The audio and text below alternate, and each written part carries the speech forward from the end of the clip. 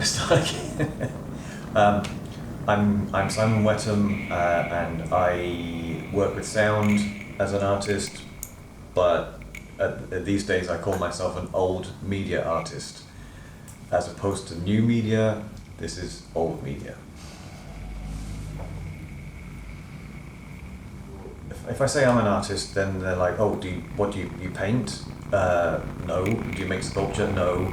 So then if I use the term sound artist, then they ask more questions that are actually kind of more pertinent to what I do. But my work has become increasingly visual, for a start, and with the performance, I would say, and I'm laughing for a reason, but I would say it's become more musical. Now, I laugh because I performed 2 months ago here in Cyprus, and someone actually asked me after the performance, he said, but it's really interesting, but do you ever play music? And I was like, well, what do you mean by music? Because a lot of people, and I had been saying up to this point, I don't think what I do is music, but after being asked that, and now I say, yeah, I'm making music.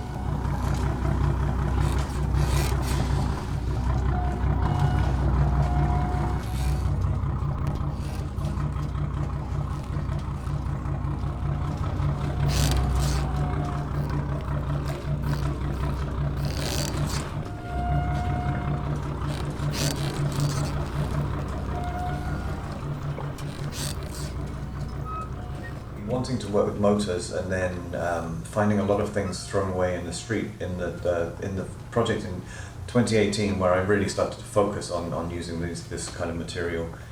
And then once I started to do that, and I realized, first of all, how much stuff we throw away, and everything that I took from the street, the motors, it still worked.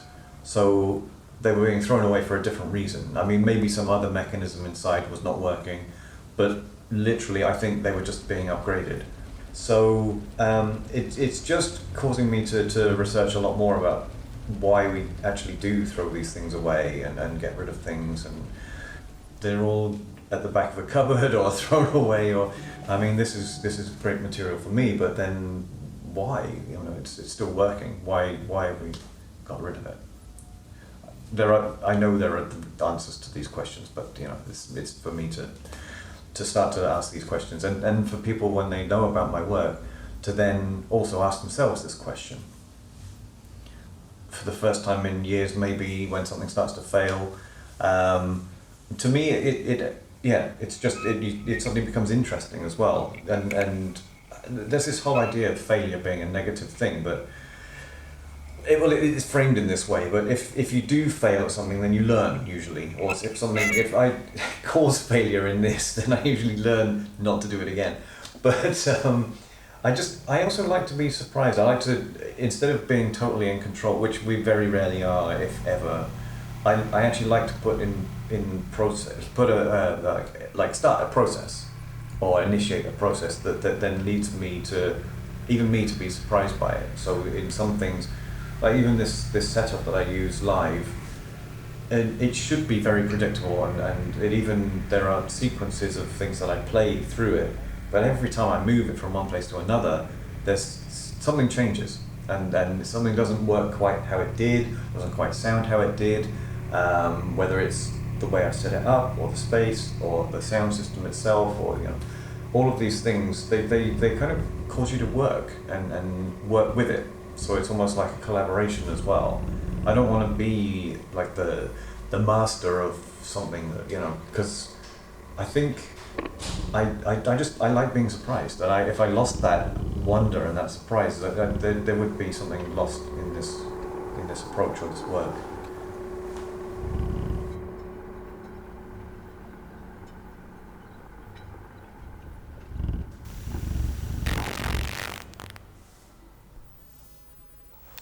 Be able to see with the lights over here, when I trigger, you can actually see the lights lighting up.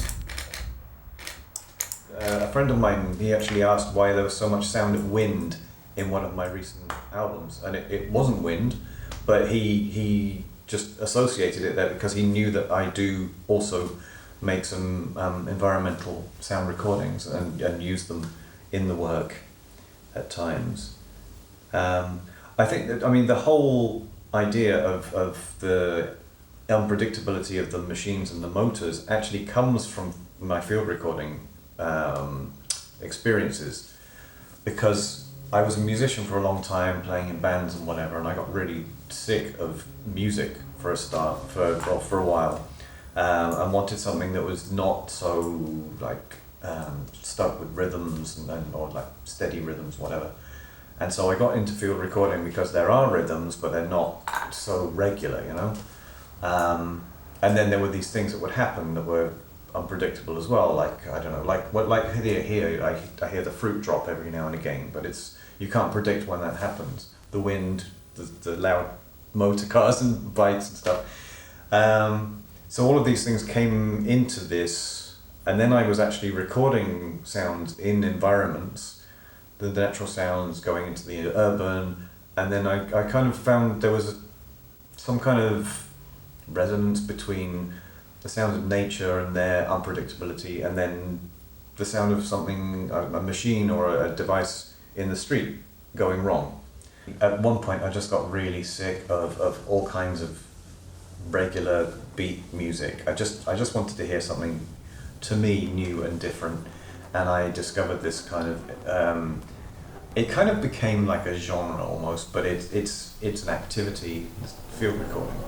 So recording sounds that are outside of the studio. What's that bang every now and again?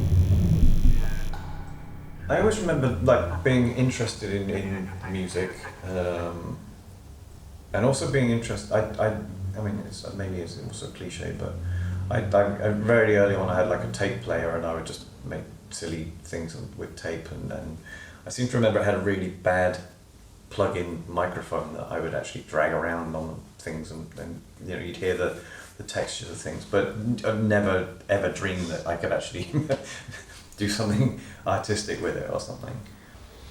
Performance, definitely, and there's a structure, whether it's a narrative or it's usually the material guides me. I've always worked in that way.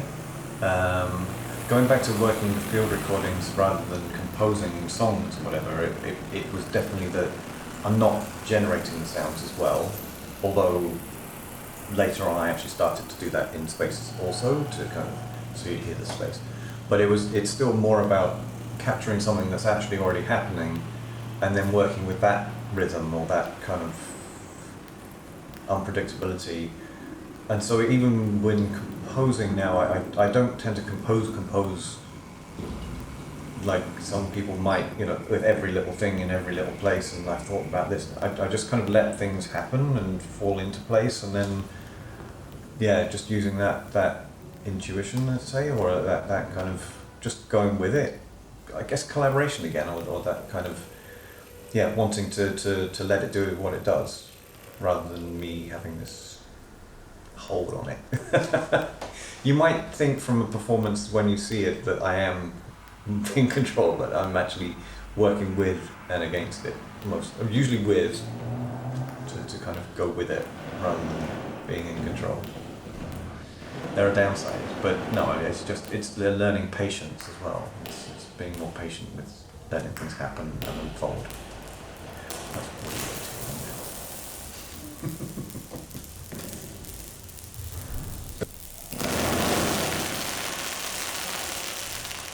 It's surprising that we don't tend to, I mean, even in my own life, I don't tend to just stop and listen.